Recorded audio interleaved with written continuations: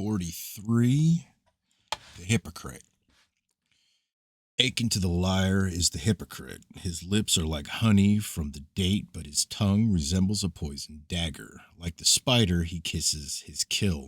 He arches his tail like a scorpion ready to strike, or swings back like the crocodile preparing for the vicious sweep. His mouth's sweet things, but the cruel sting lies behind them. He is like the serpent which holds on to its venom through its back, though its back be broken. Lift it aside in compassion, and it will return you with death. Have no dealings with the hypocrite, for he speaks fair to your face, but when you turn, raises his hand to strike. His opinions are secret, for in case of misjudgment, he has not the courage to stand by them. The man who says he is the friend of all is the friend of none, for he is a hypocrite.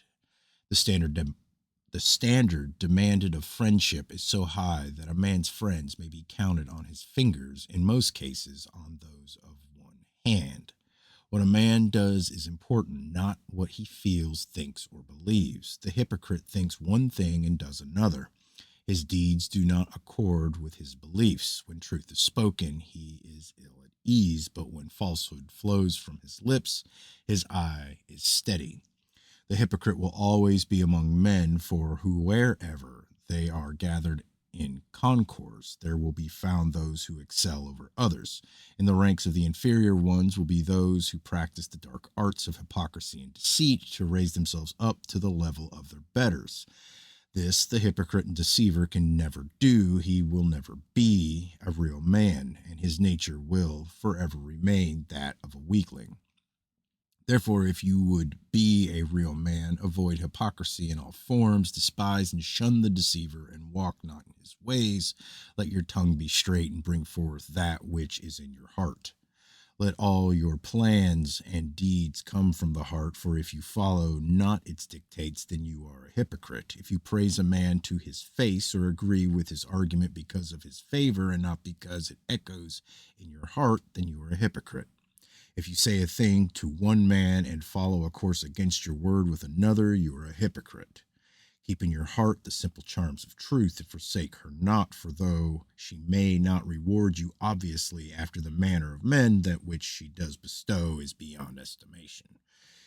If you stand within the precincts of a temple in the manner of a worshiper, but your heart is not there, you are a hypocrite. If you call a man friend, but would not make a sacrifice for him or stand by him in his hour of need, you are a hypocrite.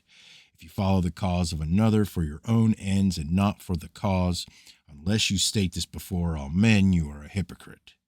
If one of your brotherhood of the slippery tongue be known to you, expose him to men, that they may know him and escape his wiles. If he be not an immediate threat, it is sufficient if you ignore him and indicate your feelings by your manner.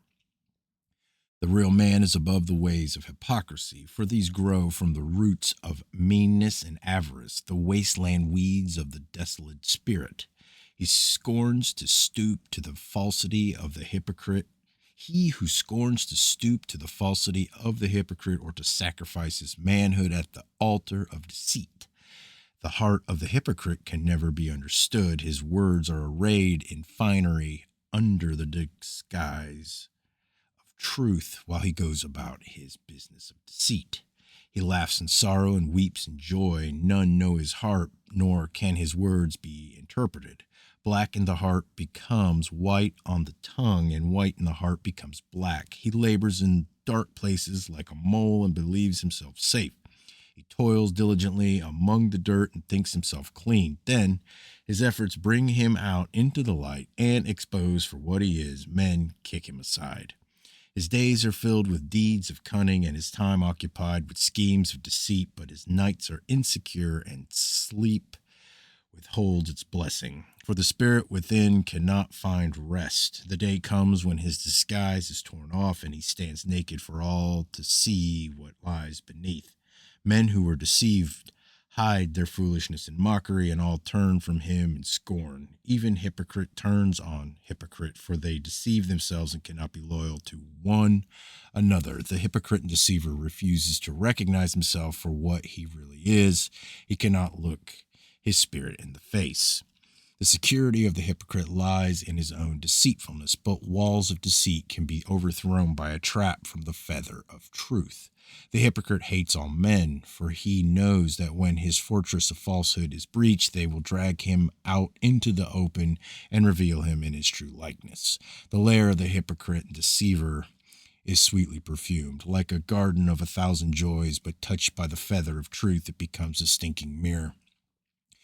If you pray out of habit or give generously for praise, or if you do good for the sake of acclaim, then you are a hypocrite.